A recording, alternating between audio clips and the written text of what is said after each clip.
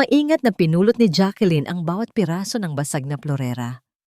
Ang porselanang puti na may mga disenyo ng asul na bulaklak na minana pa niya sa kanyang lola ay nagkalat na ngayon sa sahig na parang mga basag na pangarap. Nanginginig ang kanyang mga kamay, hindi dahil sa takot na masugatan, kundi dahil sa galit at pighati na pilit niyang kinikimkim sa kanyang dibdib. Mula sa sofa, isang mapanuyang tawa ang narinig niya. "Oops, sorry," sabi ni Ivy habang abala sa pagpipinta ng kanyang mga kuko ng kulay pulang-pula. "Nadulas sa kamay ko. Ang lampa naman kasi ng vase na yan." Hindi umimik si Jacqueline. Sanay na siya. Sanay na siyang maging anino sa sarili niyang pamamahay.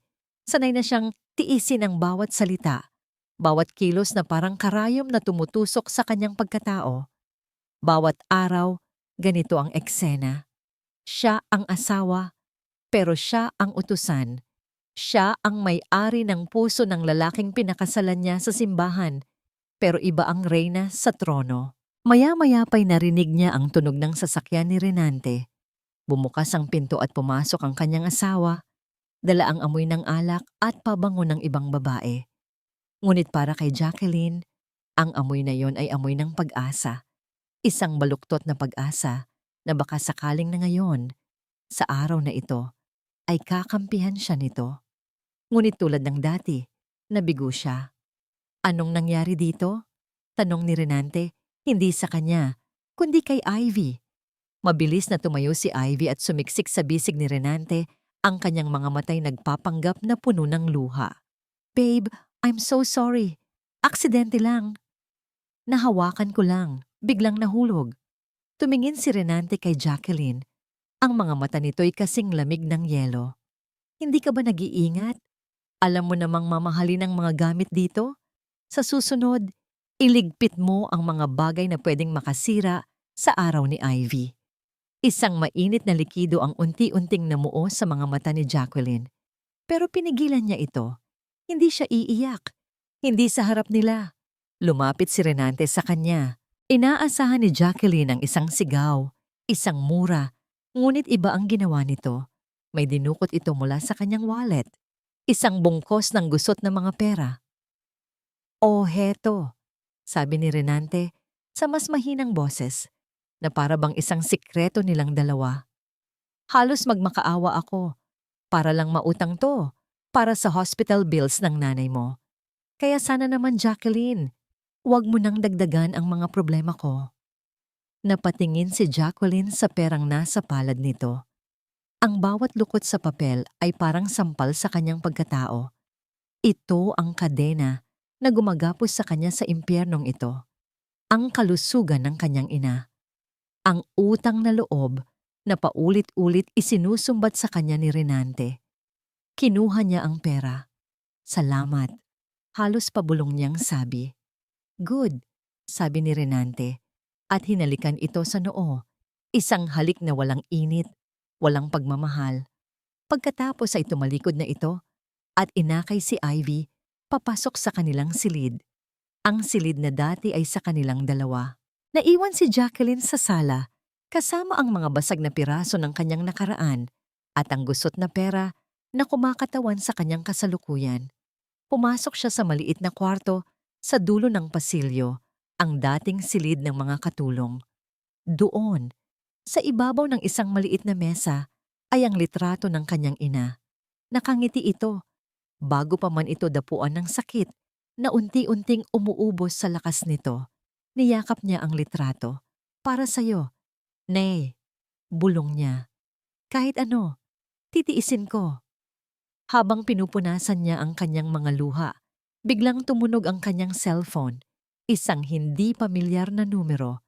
Nag-aalangan man, ay sinagot niya ito. "Hello, good afternoon. Is this Mrs. Jacqueline Sandoval?" Tanong ng isang babae sa kabilang linya. "Opo, ako nga po," sagot niya. "Ma'am, tumatawag po ako mula sa accounting office ng St. Jude's Hospital. Pinapasabi lang po na kung may oras kayo bukas, dumaan po sana kayo para pirmahan ang isang dokumento." Routine lang naman po tungkol sa bagong patakaran ng ospital para sa suporta sa pasyente. Napakunot ang noo ni Jacqueline. Suporta sa pasyente? Sige miss, pupunta ako bukas. Pagkababa niya ng telepono, isang maliit na tanong ang sumibol sa kanyang isipan.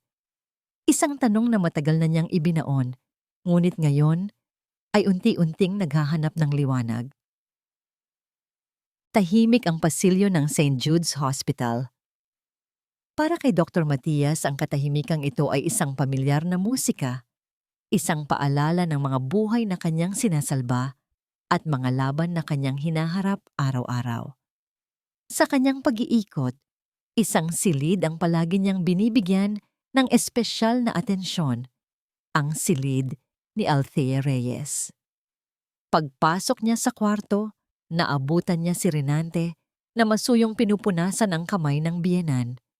Isang perpektong imahe ng isang mapagmahal na manugang. "Good morning, Doktor," bati ni Renante. Tumayo ito at magalang na nagbigay daan. "Kamusta po ang lagay niya ngayon?"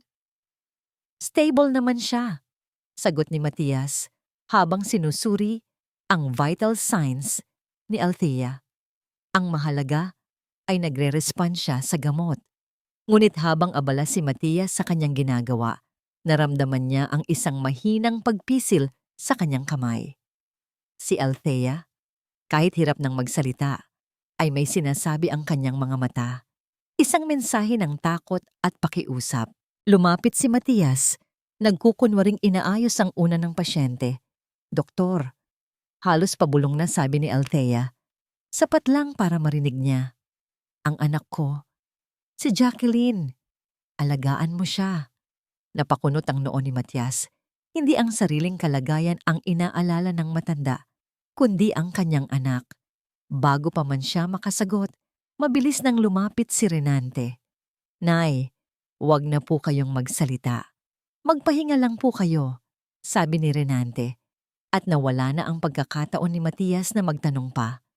Pagkatapos ng kanyang pagsusuri, lumabas si Matias ng silid. Nagpaalam si Renante na susunod dahil may tatawagan lang daw ito. Habang naglalakad si Matias sa pasilyo, narinig niya ang boses ni Renante mula sa di kalayuan. Nakatalikod ito at may kausap sa cellphone. Ang boses na naririnig niya ay malayong malayo sa malumanay na tono na ginamit nito kanina. "Oo pre, sigurado na to.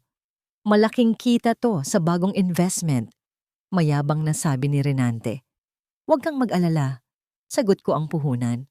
Ang mahalaga, akala niya sa kanya na pupunta lahat ng gastos. Oo, walang kahirap-hirap.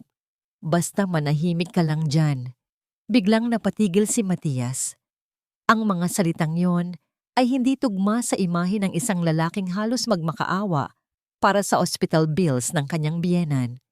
Nagpatuloy siya sa paglalakad, ngunit ang pagdududa ay nagsimula nang mamuo sa kanyang isipan. Pagdating niya sa lobby ng ospital, natanaw niya si Jacqueline. Nakaupo ito sa isang sulok, pagod ang kanyang mga mata at balisa ang anyo. May hawak itong isang maliit na plastic container, marahil ay pagkain para kay Renante. At habang papalapit siya, may napansin siya ngang isang bagay sa braso nito, isang bahid ng pasa. Halos hindi na makita, ngunit para sa sanay na mata ng isang doktor, malinaw ito. Nagtama ang kanilang mga mata. Ngumiti si Jacqueline. Isang pilit na ngiti. Tumangulang si Matias bilang tugon, ngunit sa loob niya, ang pagdududa ay unti-unting nagiging pag-aalala. Bumalik si Matias sa kanyang opisina at naupo sa kanyang silya. Tumingin siya sa labas ng bintana, ngunit hindi ang mga gusali ang kanyang nakikita. May isang alaala siyang pilit na iwinawaksi. Isang gabi, isang aksidente sa sasakyan, at isang pagsisisi na huli na ang lahat. Isang pasyente na hindi niya natulungang makatakas sa isang mapang-abusong relasyon. Ipinangako niya sa sarili noon na hindi na siya muling magbubulag-bulagan. Binuksan niya ang kanyang computer. Sa sistema ng ospital, hinanap niya ang pangalan, Althea Reyes. Ngunit hindi ang medical chart ang kanyang tiningnan. Dumiretso ang kanyang cursor sa tab na may nakasulat na financial records. May mali at determinado siyang alamin kung ano ito. May isang maliit na kahon si Jacqueline sa ilalim ng kanyang kama. Gawa ito sa kahoy na nara at sa loob nito ay ang mga natitirang alaala ng kanyang mga magulang, mga lumang litrato, isang kwintas na bigay ng kanyang ina, at ang paborito niyang hikaw, isang pares ng perlas na bigay ng kanyang ama bago ito pumanaw. Simple lang ang hikaw, pero para kay Jacqueline, ito ang kanyang huling hiyas. Ang tanging bagay na nagpapaalala sa kanya na minsan, naging prinsesa siya sa mata ng isang hari. Ngunit ng umagang yon, pagbukas niya ng kahon, wala na roon ang hikaw. Naramdaman niya ang biglaang panlalamig ng kanyang buong katawan. Hinalughog niya ang buong kahon, inilabas ang lahat ng laman, ngunit wala. Ang hikaw ay wala na. Alam niya kung sino ang kumuha. Isa lang naman ang taong walang pakundangan sa mga gamit niya sa bahay na yon. Dala ang nanginginig na dibdib, nilapitan niya si Ivy na nagkakape sa kusina. Ivy, nakita mo ba ang hikaw ko? Yung perlas. Pilit pinapakalma ni Jacqueline ang kanyang boses. Tinaasan lang siya ng kilay ni Ivy. Ikaw? Bakit ko naman makikita yon? Nawawala sa kahon ko. Baka napunta sa mga gamit mo, sabi ni Jacqueline. Excuse me? Tumayo si Ivy. Puno ng pagkukunwari ang kanyang muka. Pinararatangan mo ba akong magnanakaw? How dare you? Para sabihin ko sa'yo, marami akong pera para bumili ng sarili kong alahas. Hindi kita pinararatangan, giit ni Jacqueline. Mahalaga lang talaga sa akin yon. Kaisa-isang alaala na lang yon ni Papa. Sakto namang pumasok si Renante sa kusina. Narinig ang huling sinabi ni Jacqueline. Anong kaguluhan to? Tanong niya. Babe! Sumbong agad ni Ivy, yumakap kay Renante na parang isang batang inagawan ng laruan. Si Jacqueline, pinagbibintangan akong kinuha ko raw yung luma niyang hikaw. Tumingin si Renante kay Jacqueline, ang mga matay nag-aapoy sa galit. Ano na naman to, Jacqueline? Hindi ka pa ba napapagod sa paggawa ng gulo? Nawawala ang hikaw ko, Renante? Sabi niya, halos magmakaawa. Galing yon kay Papa. Isang hikaw lang yan. Ang nanay mo nag-aagaw buhay sa ospital, tapos isang hikaw lang ang inaatupag mo. Sigaw ni Renante. Mahiya ka naman. Ang babaw mo. Ang mga salitang iyon ay parang punyal na bumaon ng malalim sa puso ni Jacqueline. Siya pa ang mababaw. Siya pa ang dapat mahiya. Wala na siyang nagawa kundi tumalikod at bumalik sa kanyang kwarto. Doon, niyakap niya ang kanyang mga tuhod at umiyak ng walang tunog. Umiyak siya para sa nawawalang hikaw, para sa kanyang ama, para sa kanyang ina, at para sa kanyang sarili na unti-unting nawawala sa loob ng bahay na ito. Gabi na, pilit niyang inaantok ang sarili nang biglang mag-vibrate ang kanyang cellphone.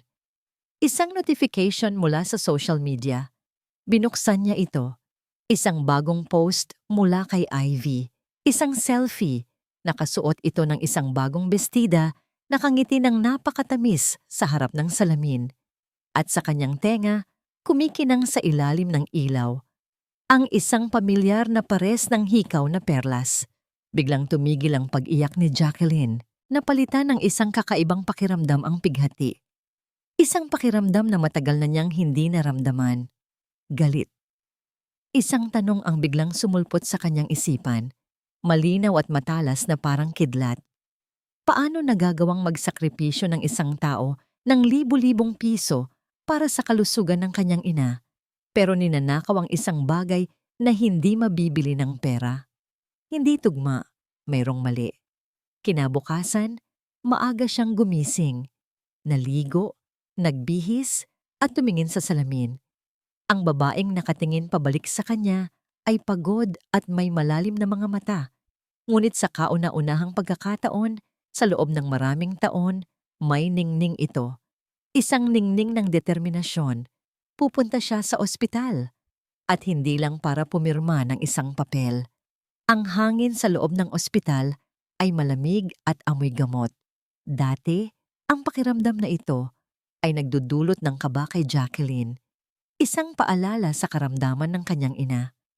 Ngunit ngayon, habang naglalakad siya sa pasilyo, may halong determinasyon ang bawat hakbang niya. Natanaw niya ang opisina ng accounting. Huminga siya ng malalim, handa nang pumasok. Nang isang pamilyar na boses ang pumigil sa kanya. Mrs. Sandoval. Napalingon siya. Si Dr. Matias, nakatayo sa di kalayuan, may hawak na folder. May kakaiba sa paraan ng pagtingin nito sa kanya. Isang tingin na puno ng pag-aalala. Hindi lang basta tingin ng isang doktor sa kamag-anak ng pasyente. Doktor, magalang niyang bati. Nandito po pala kayo, sabi ni Matias. Lumapit ito sa kanya. May kailangan po ba kayo? Ah, opo. Pinapapirma lang po ako ng isang dokumento sa accounting. Sagot ni Jacqueline. Tumango si Matias. Sandali itong natahimik na para bang may pinipiling mga salita. Alam niyo, Mrs. Sandoval, minsan nakakalito ang mga papeles ng ospital. Karapatan niyo, bilang pamilya ng pasyente, na humingi ng kopya ng lahat ng financial records para lang malinaw ang lahat. Ang mga salitang iyon, kahit sinabi sa isang professional na paraan, ay tumagos sa puso ni Jacqueline. Hindi yun utos, hindi rin payo. Iyon ay isang pahiwatig, isang pinto na marahang ibinubukas para sa kanya. Salamat po, Doc, sabi niya. Isang sinserong pasasalamat na ngayon lang niya naramdaman sa loob ng mahabang panahon. Pumasok si Jacqueline sa accounting office. Ang kanyang dibdib ay malakas na kumakabog. Pagkatapos pirmahan ang dokumentong sinasabi ng nurse, humingi siya ng isa pang bagay, gaya ng sinabi ni Dr. Matias. Miss, pwede po bang makahingi ng kopya ng full statement of account para sa pasyenteng si Althea Reyes? Walang emosyon na tinatumango ang babae at nagsimulang mag-print. Habang hinihintay, bawat segundo ay parang isang oras. Paano kung biglang dumating si Renante? Iniabot sa kanya ang ilang piraso ng papel. Nagpasalamat siya at mabilis na lumabas ng opisina. Humanap siya ng isang tahimik na upuan sa dulo ng lobby, malayo sa mga tao. Nanginginig ang kanyang mga kamay habang binubuklat ang mga papel. Nakita niya ang napakalaking halaga, ang total na gastos na halos ikaluwa ng kanyang mga mata. Ito ba ang sinasabing binabayaran ni Renante? Ito ba ang dahilan ng lahat ng pagtitiis niya? Ngunit sa pinakahuling pahina, sa ibabang bahagi, may isang linya na nakakuha ng kanyang atensyon. Payment method. Full payment. Fund, AMR. Trust fund. Ano ito? Paulit-ulit niyang binasa ang mga salitang iyon. Hindi ito pangalan ng bangko. Hindi ito pangalan ng kumpanya. At higit sa lahat, hindi ito ang pangalan ni Renante. Isang malamig na kaba ang gumapang sa kanyang buong katawan. Itinupi niya ang mga papel, isinilid sa kanyang bag, at nagmamadaling umalis ng ospital. Sa loob ng jeep pauwi, habang siksikan ng mga tao at maingay ang kalsada, inilabas niya ang kanyang cellphone. Sa search bar, nanginginig niyang tinipa ang 3 letra. AMR.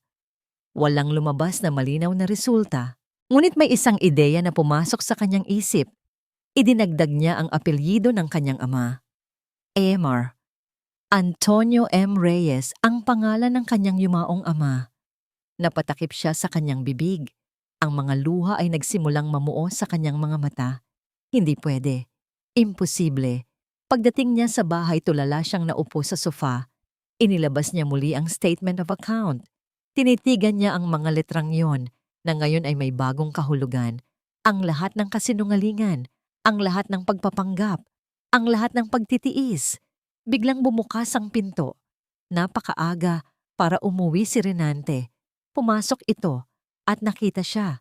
Nakita nito ang papel na hawak niya. Dahan-dahang nagdilim ang mukha ni Renante na wala ang peking ngiti na palagi nitong suot. Anong ginagawa mo? Tanong ni Renante. Ang boses ay malamig at mapanganib. Mula nang makausap niya si Jacqueline, hindi na mapakali si Dr. Matias. Ang imahe ng pasa sa braso nito at ang desperasyon sa mga mata ni Althea ay bumabagabag sa kanyang isipan. Ang propesyonal na distansya na pilit niyang pinapanatili sa pagitan niya at ng kanyang mga pasyente ay unti-unting gumuho. Alam niyang mali na makialam, ngunit mas mali kung hahayaan niyang may isang taong nalulunod sa kanyang harapan. AMR Trust Fund. Ang mga salitang yon ay umuulit-ulit sa kanyang isip. Dahil sa kanyang trabaho, pamilyar siya sa iba't ibang health insurance at mga charity, pero iba ito. Tunog personal. May isang pangalan na pumasok sa kanyang isipan, si Attorney David Liboro, isang matalik na kaibigan at isa sa pinakamagaling na abogado na kilala niya. Kinuha niya ang kanyang telepono at tinawagan ito. Dave pare, may ipapatingin lang sana ako sa'yo kung hindi ka abala. Simula ni Matias. Para sa'yo, laging may oras. Sagot ng kaibigan sa kabilang linya. Ano yon? May alam ka ba tungkol sa isang AMR Trust Fund? Narinig ni Matias ang pag-click ng keyboard mula sa kabilang linya. Sandali, hahanapin ko sa database. AMR. Reyes, tama ba? Antonio M. Reyes? Napahigpit ang hawak ni Matias sa telepono. Oo, pare. Iyan nga. Matagal na tong pondo na to, Matt. Paliwanag ni David. Itinatag ito ni Mr. Reyes bago siya pumanaw. Isang emergency medical trust fund specifically para sa kanyang asawa, si Althea. Nakastipulate sa papeles na ang pondo ang sasagot sa lahat ng gastusin sa ospital sakaling magkasakit si Mrs. Reyes. Proteksyon, kung tawagin, para masigurong hindi siya mapapabayaan. Napatigil sa paghinga si Matias. Ang lahat ng kanyang hinala ay nagkatotoo. Ngunit ang katotohanan ay mas malala pa sa kanyang inaakala. Pare, sino ang trustee? Sino ang namamahala sa pondo?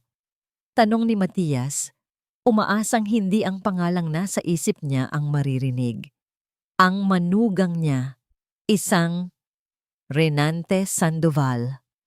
Isang malamig na galit ang gumapang sa ugat ni Matias. Hindi lang ito simpleng pagsisinungaling. Ito ay isang kalkuladong panloloko. Isang pagnanakaw hindi lang ng pera, kundi ng kapayapaan ng isip ng isang babaeng nagdurusa. Salamat, Dave. Malaking tulong to, sabi ni Matias, at mabilis na ibinaba ang tawag. Wala nang pag-aalinlangan. Kailangan niyang makausap si Jacqueline. Ngayon din, dinayal niya ang numero ng bahay nito, ngunit walang sumasagot.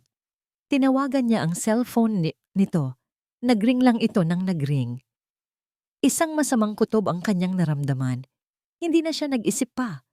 Kinuha niya ang susi ng kanyang sasakyan at mabilis na tinungo ang parking lot. Kailangan niyang balaan si Jacqueline. Kailangan itong malaman ang katotohanan bago pa mahuli ang lahat. Habang nagmamaneho, muli niyang sinubukang tawagan ang cellphone ni Jacqueline.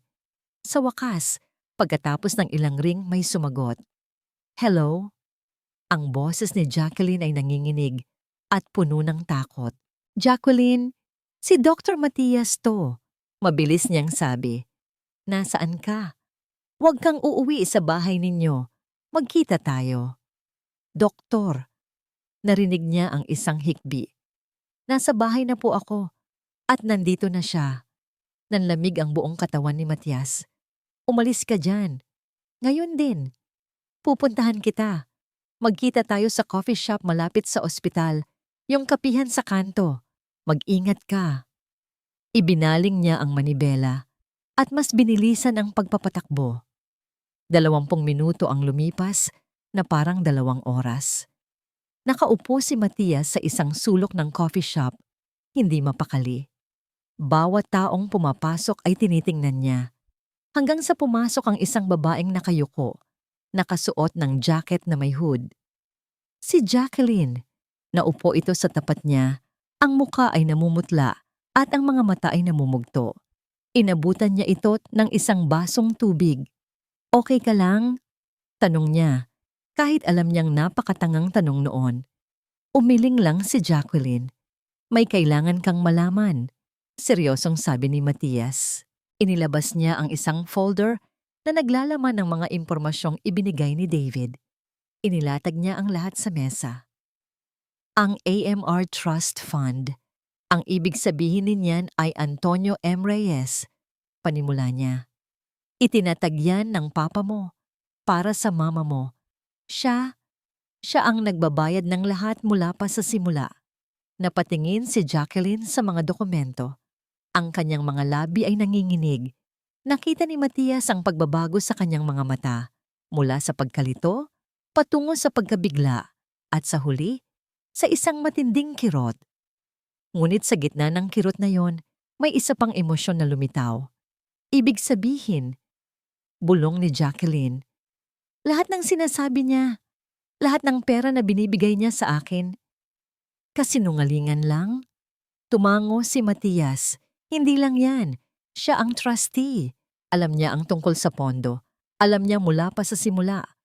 Biglang napayuko si Jacqueline sa mesa. Ang kanyang mga balikat ay nagsimulang manginig. Ngunit hindi ito iyak ng isang biktima. Hindi ito iyak ng pagkatalo. Nang itaas niya ang kanyang mukha, ang mga luha ay dumadaloy sa kanyang pisngi. Ngunit ang kanyang mga mata ay nag-aalab. Isang apoy na ngayon lang nakita ni Matias. Kailangan kong bumalik doon, sabi ni Jacqueline. Ang boses ay matatag sa kabila ng mga luha. Kailangan kong kunin ang mga gamit ko. Hinawakan ni Matias ang kanyang kamay. Delikado, Jacqueline. Tumingin ito sa kanya at sa pagkakataong yon, nakita ni Matias ang isang lakas na hindi niya inaasahan. Hindi na po ako natatakot, Doc, sabi niya. Kailangan kong bawiin ang buhay ko, simula sa bahay na yon. Pagpasok ni Jacqueline sa pinto ng kanilang bahay, ang hangin ay tila mas mabigat at mas malamig kaysa dati. Naabutan niya si Renante na nakaupo sa sala, nag-aabang. Ang dating pekeng ng ngiti nito ay napalitan ng isang mapanuring tingin. Saan ka galing? Tanong nito. Ang boses ay kalmado, ngunit may pahiwatig ng panganib. May inasikaso lang, sagot ni Jacqueline. Dumiretso sa kusina para uminom ng tubig. Hindi niya ito tiningnan. Naramdaman niya ang pagsunod ni Renante sa likuran niya. Anong inasikaso mo? At ano ang mga papel na yon kanina? Papeles mula sa ospital. Simpleng sagot niya habang naghuhugas ng baso. Bawat kilos niya ay sinadya niyang maging normal, ngunit ang puso niya ay dumadagundong. Sinubukan ni Renante ang dati niyang taktika. Lumapit ito at pilit siyang niyakap mula sa likuran. Babe, nag-aalala lang ako sa'yo. Alam mo namang stress na ako sa paghahanap ng pera para sa nanay mo. Sana naman maintindihan mo. Dati, ang mga salitang ito at ang yakap na ito ay sapat na para lumambot si Jacqueline. Sapat na para maniwala siyang muli. Ngunit ngayon, ang yakap nito ay parang rehas na bakal at ang mga salita nito ay lasons sa kanyang pandinig. Marahan siyang kumawala sa yakap. Pagod ako, Renante. Magpapahinga muna ako. Iniwan niya itong nakatayo sa kusina. Tulala. Ito ang unang pagkakataon na hindi umepekto ang kanyang mga salita. Sa mga sumunod na araw, isang bagong Jacqueline ang kumikilos sa loob ng bahay. Hindi na siya ang dating anino na sunod-sunuran. Hindi na siya umiiyak sa gabi. Hindi na siya natatakot sa mga tingin ni Ivy. Isang hapon, habang naghahanda ng merienda si Ivy, inutusan nito si Jacqueline. Hoy, ipagtimpla mo nga ako ng juice, yung malamig. Utos nito habang nanonood ng TV. Tiningnan lang siya ni Jacqueline mula sa kinauupuan. May mga kamay ka.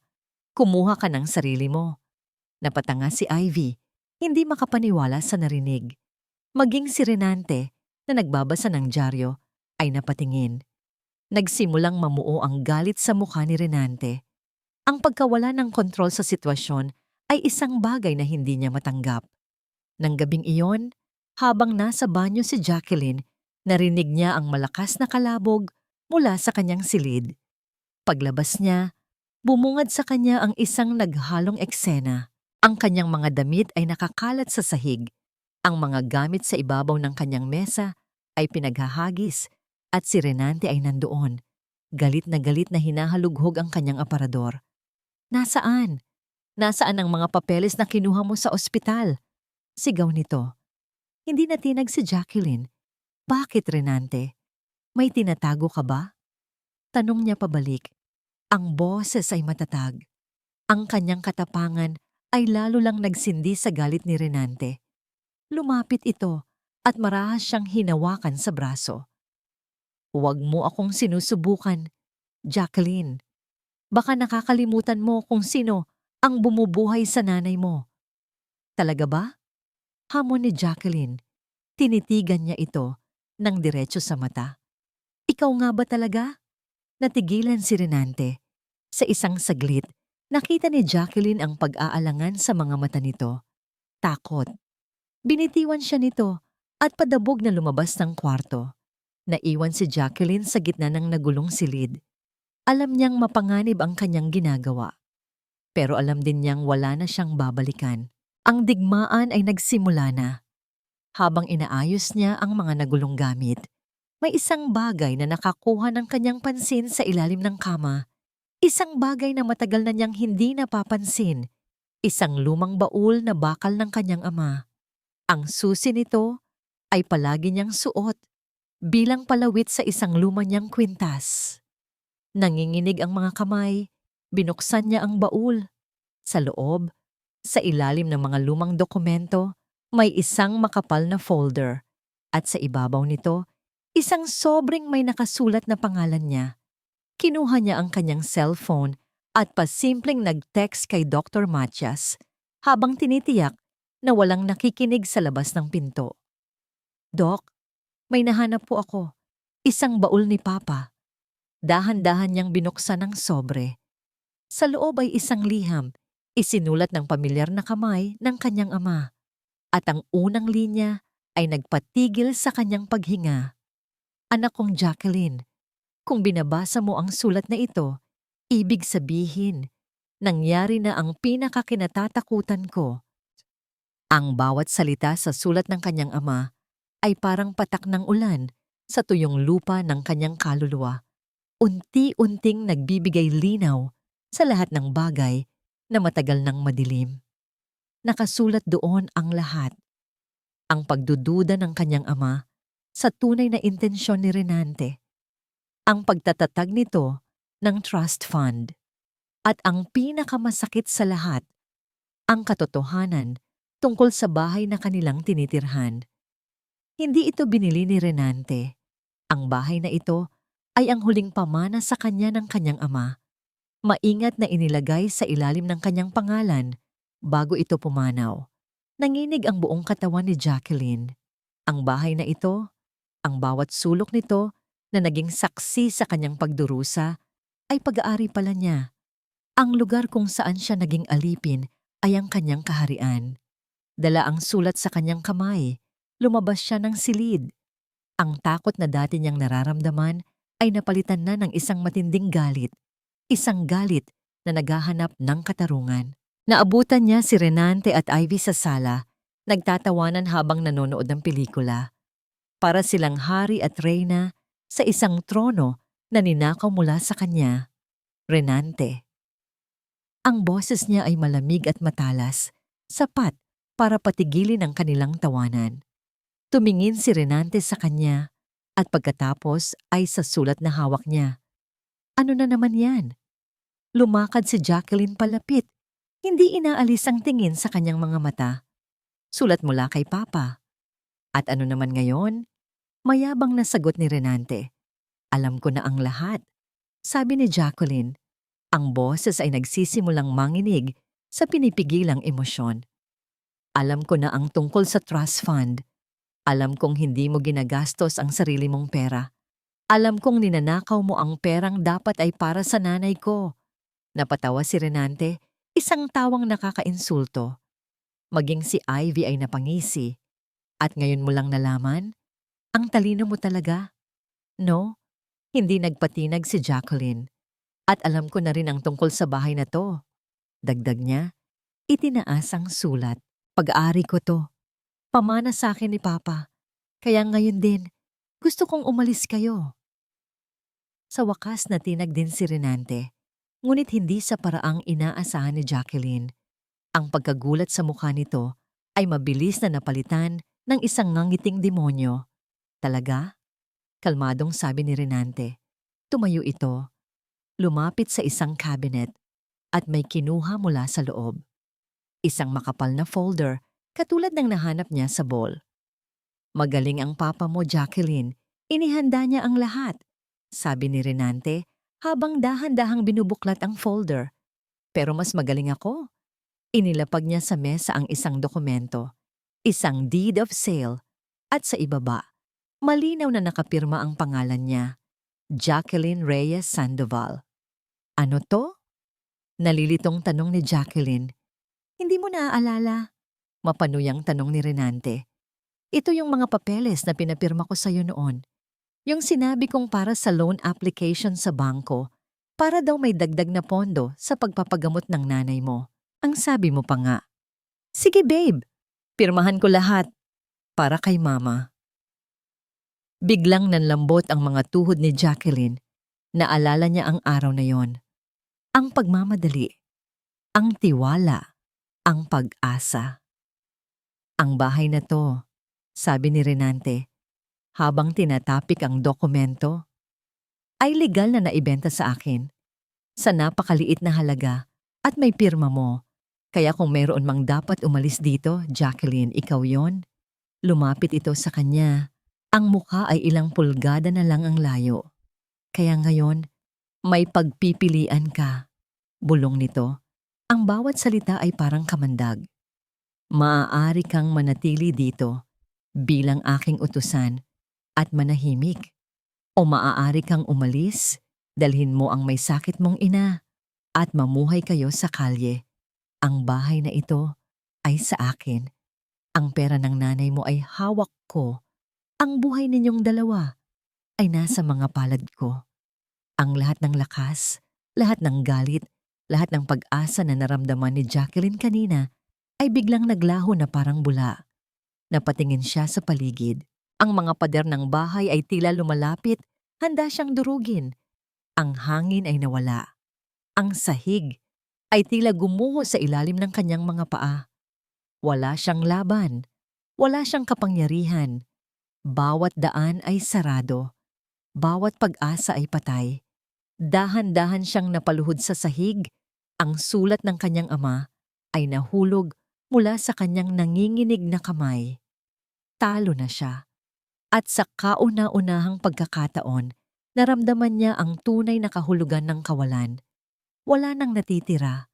Ilang oras nang sinusubukang tawagan ni Dr. Matias si Jacqueline, ngunit wala siyang nakukuhang sagot. Ang huling text nito tungkol sa baul ay nag-iwan sa kanya ng matinding pag-aalala. Ang katahimikan sa kabilang linya ay mas maingay pa kaysa sa anumang sigaw. Hindi na niya natiis. Dinala siya ng kanyang mga paa at ng kanyang manibela sa address na alam niya. Gabi na at madilim ang kalye, ngunit ang liwanag mula sa bintana ng bahay ni Jacqueline ay nagbibigay ng isang nakakakilabot na anino. Ipinark niya ang kanyang sasakyan sa di kalayuan, sapat lang para makita ang loob mula sa bintana ng sala. At ang nakita niya ay nagpatigas sa kanyang mga ugat. Si Jacqueline, nakaluhod sa sahig, walang buhay ang mga mata, habang si Renante at Ivy ay nakatayo sa harap niya, parang mga mananalo sa isang laban na hindi pahatas. Wala nang pagdadalawang isip. Pinatay ni Matias ang makina ng sasakyan at mabilis na bumaba. Naglakad siya papunta sa pinto at hindi na nag-atubiling kumatok. Pinindot niya ang doorbell ng paulit-ulit. Ang tunog ay sumisira sa katahimikan ng gabi. Sa loob, natigilan sina Renante at Ivy. Sino yan? Inis na tanong ni Renante. Bago pa man siya makapunta sa pinto, bumukas ito. Hindi ito nakalak. Pumasok si Matias. Ang kanyang mukha ay seryoso. At ang kanyang presensya ay nagdala ng isang biglaang pagbabago sa atmosfera ng silid. "Doktor?" Gulat na tanong ni Renante. "Anong ginagawa mo dito?" Ngunit ang mga mata ni Matias ay hindi nakatingin sa kanya. Nakatuon ito kay Jacqueline na nasa sahig pa rin. "Jacqueline, tumayo ka." Mahinahon ngunit may awtoridad na. Sabi ni Matias, "Aalis na tayo." Tumingala si Jacqueline. Ang kanyang mga mata ay puno ng luhang hindi dumadaloy. Wala na, Dok. Talo na ako." "Hindi pa tapos ang laban," sabi ni Matias, inilahad ang kanyang kamay. "Tumayo ka. Magtiwala ka sa akin." "Sino ka para makialam dito?" Sigaw ni Renante, hinarangan ang daan ni Matias. "Away mag-asawa to. Umalis ka kung ayaw mong masaktan." Tiningnan ni Matias si Renante, mula ulo hanggang paa, na may tingin na hindi natatakot. "Mas gugustuhin kong masaktan kaysa iwan siya sa isang lugar na katulad nito, kasama ang isang taong katulad mo." Ang tapang sa boses ni Matias ay nagbigay ng isang maliit na kislap ng pag-asa kay Jacqueline. Dahan-dahan, tinanggap niya ang kamay ni Matias at tumayo. "Aalis kami," madiing sabi ni Matias. "Hindi siya pwedeng umalis," banta ni Renante. "Subukan niyo lang." Ngunit inalalayan ni Matias si Jacqueline papalabas. Nagsilbing panangga sa pagitan niya at ni Renante. Nang makalabas sila sa pinto at makahinga ng sariwang hangin, doon lang bumuhos ang mga luha ni Jacqueline. Isinakay siya ni Matias sa kanyang sasakyan. "Saan po tayo pupunta?" tanong niya sa gitna ng kanyang mga hikbi. "Sa isang kaibigan," sagot ni Matias. "Isang taong makakatulong sa atin." Nagmaneho sila sa gabi, patungo sa isang opisina, sa isang mataas na gusali. Ang karatula sa labas ay nagsasabing, "Libero Law Firm." Sinalubong sila ng isang lalaking kasing edad ni Matias, si Attorney David Libero.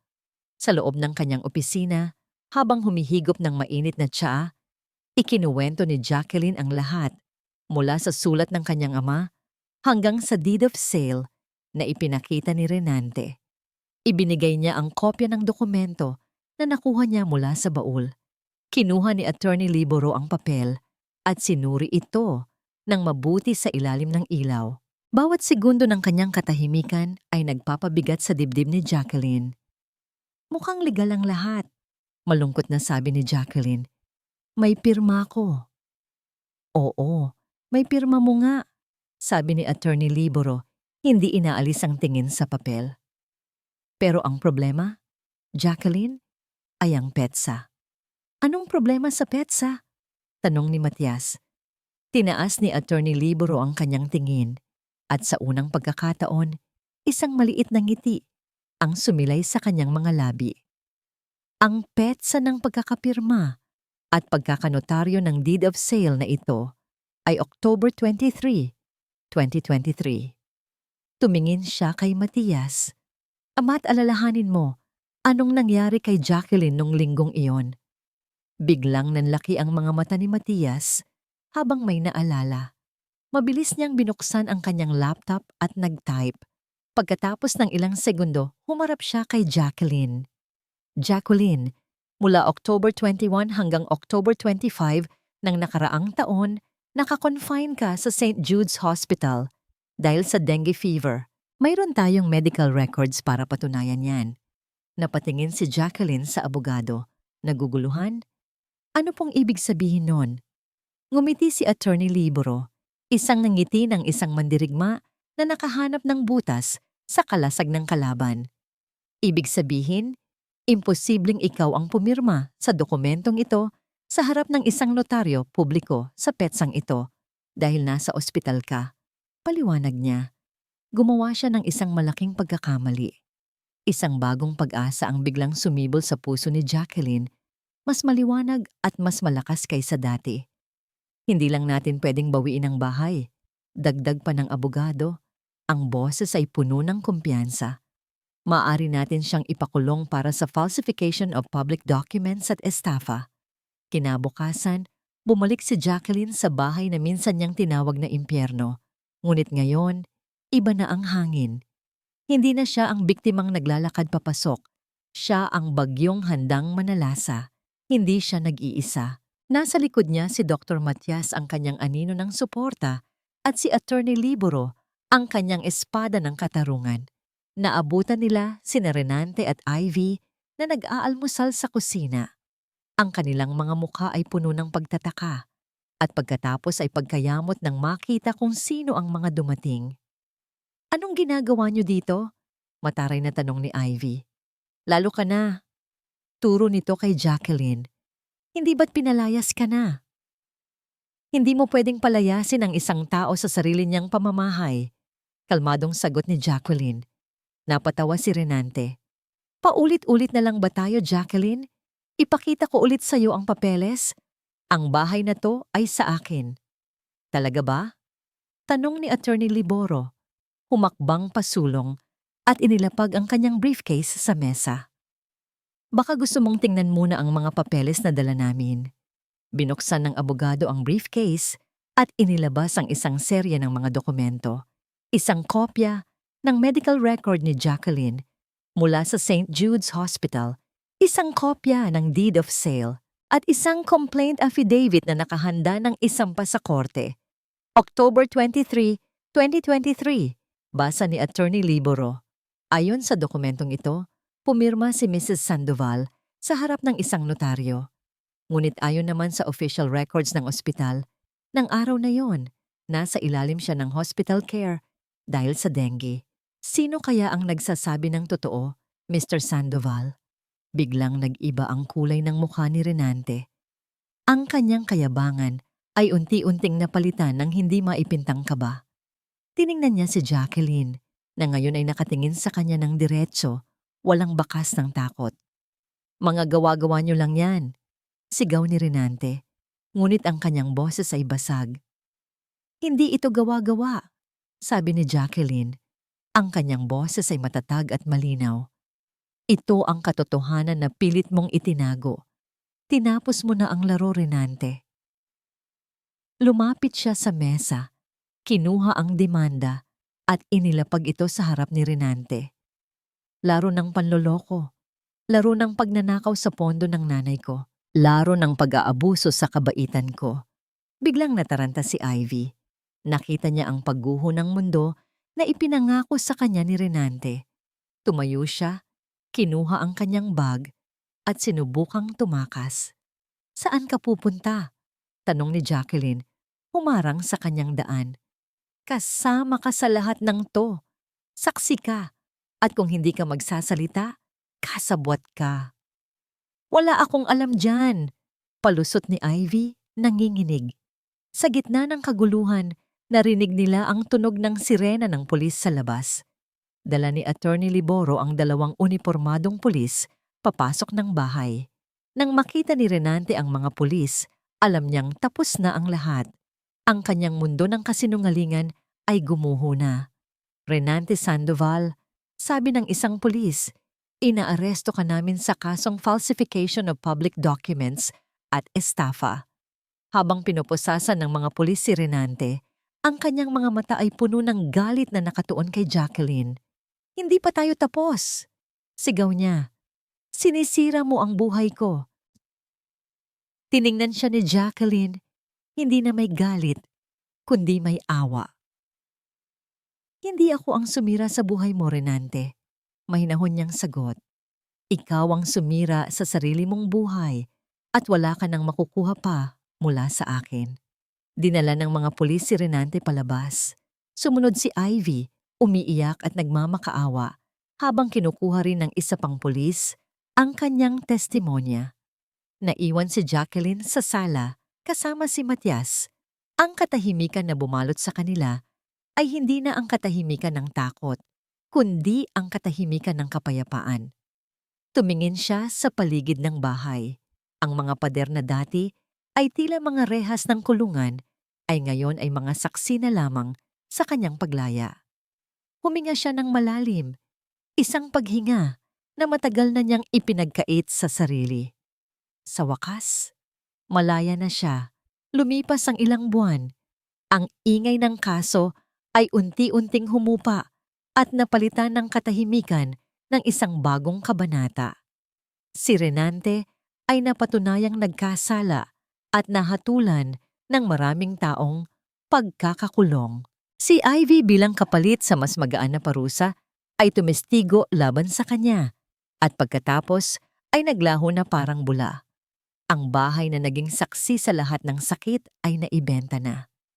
Para kay Jacqueline, ang pagbebenta nito ay hindi lang pagbebenta ng isang ari-arian. Ito ay pagsasara ng isang pinto sa nakaraan, isang simbolikong paglilinis sa lahat ng masasamang alaala. Sa perang nakuha, bumili siya ng isang maliit ngunit maaliwalas na bahay malapit sa dagat.